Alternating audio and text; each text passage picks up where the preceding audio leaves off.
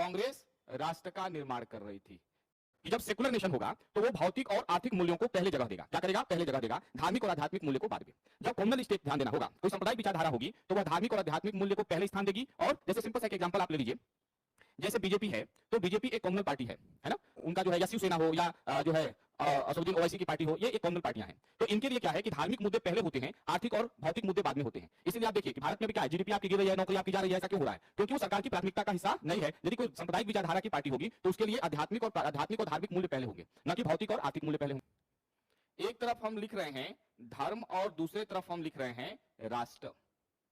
ठीक, तो सांप्रदायिकता के अंतर्गत क्या है कि जो धर्म की भावनाएं हैं, धर्म का हित है, उस हित को हम राष्ट्र के हित से ऊपर रखते हैं।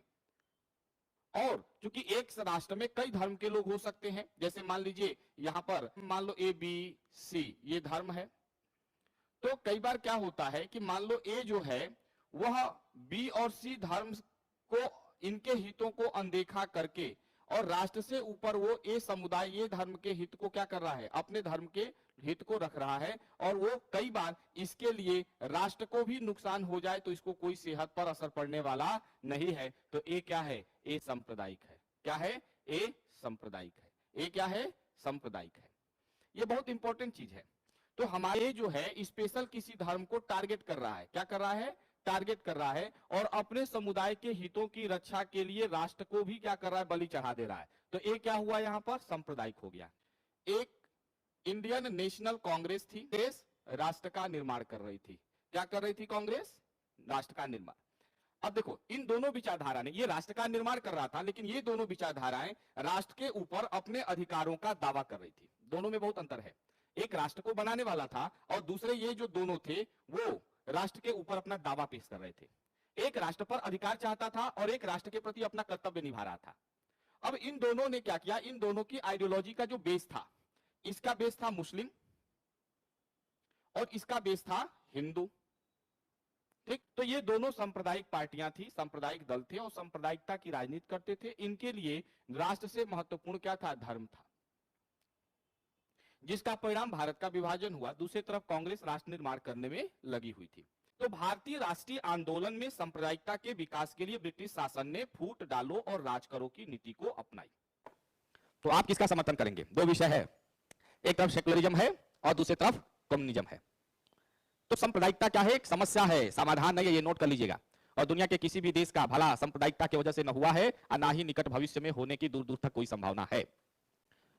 तो पंथ निरपेक्षता जो शब्द है, तो यह एक विचारधारा है जिसके अनुसार जीवन में भौतिक और आर्थिक मूल्य प्राथमिक होते हैं। इसके अनुसार भौतिक व आर्थिक मूल्य प्राथमिक होते हैं तथा धार्मिक और आध्यात्मिक मूल्य द्वितीयक होते हैं। कि जब सेकुलर नेशन होगा तो वो भौतिक और आर्थिक मूल्यों को पहले जगह देगा। क्या करेगा? पहले जगह देगा। धार्मिक और आध्यात्मिक मूल्य को बाद में। जब कॉम्युनल स्टेट ध्यान देना होगा, कोई सांप्रदायिक विचारधारा होगी तो वह धार्मिक और आध्यात्मिक मूल्य को पहले स्थान देगी। और जैसे सिंपल सा एक एग्जांपल आप ले लीजिए, जैसे बीजेपी है तो बीजेपी एक कॉम्युनल पार्टी है ना। अबुल असदुद्दीन ओवैसी का ऑल इंडिया जो मुस्लिम एक वो उनका राजनीतिक संगठन है, AIIM ऐसे करके संगठन है उनका। तो बीजेपी हो या उनका जो है या शिवसेना हो या जो है असदुद्दीन ओवैसी की पार्टी हो, ये एक कॉम्युनल पार्टियां हैं। तो इनके लिए क्या है कि धार्मिक मुद्दे पहले होते हैं, आर्थिक और भौतिक मुद्दे बाद में होते हैं। इसलिए आप देखिए कि भारत में भी क्या है, जीडीपी आपकी गिर रही है, नौकरी आपकी जा रही है। ऐसा क्यों हो रहा है? क्योंकि वो सरकार की प्राथमिकता का हिस्सा नहीं है। यदि कोई सांप्रदायिक विचारधारा की पार्टी होगी तो उसके लिए आध्यात्मिक और धार्मिक मूल्य पहले होंगे, न कि भौतिक और आर्थिक मूल्य पहले होंगे, है ना। तो ये सेकुलर स्टेट जब होगा तो सेकुलरिज्म एक आइडियोलॉजी, एक विचारधारा है जिसमें प्राथमिक मूल्य भौतिक व आर्थिक होते हैं और जो है धार्मिक और जो है आध्यात्मिक मूल्य इसमें द्वितीयक होते हैं। तो पंथ निरपेक्षता के प्रभाव से समाज में धार्मिक और पारलौकिक मूल्यों का ह्रास तथा समाज में वैज्ञानिक प्रवृत्ति का विकास दिखाई देंगे आपको, है ना। तो इससे क्या होगा कि जब सेकुलरिज्म होगा तो समाज में वैज्ञानिकता का विकास होता है। साइंटिफिक चीजें क्या होती हैं यहाँ पे? वैज्ञानिकता आप देखेंगे। जबकि देखो सांप्रदायिक होगा कोई भी चीज तो वहां वैज्ञानिकता का अभाव होगा, जबकि सेकुलर स्टेट होगा तो वहां वैज्ञानिकता का क्या होगा? तो ये तीन बातें यहाँ पर बहुत महत्वपूर्ण है। वैज्ञानिक प्रवृत्ति का यहाँ पर विकास दिखाई देगा। तो धर्म निरपेक्षता का एक विचारधारा है जिसमें भौतिक व आर्थिक मूल्य प्राथमिक होते हैं, धार्मिक व आध्यात्मिक मूल्य द्वितीयक होते हैं और समाज में वैज्ञानिकता का क्या होता है? विकास होता है। ये तीन चार बातें यहाँ पर बहुत महत्वपूर्ण है। तो stay tuned, don't forget to like, share and subscribe. Thank you so much for watching.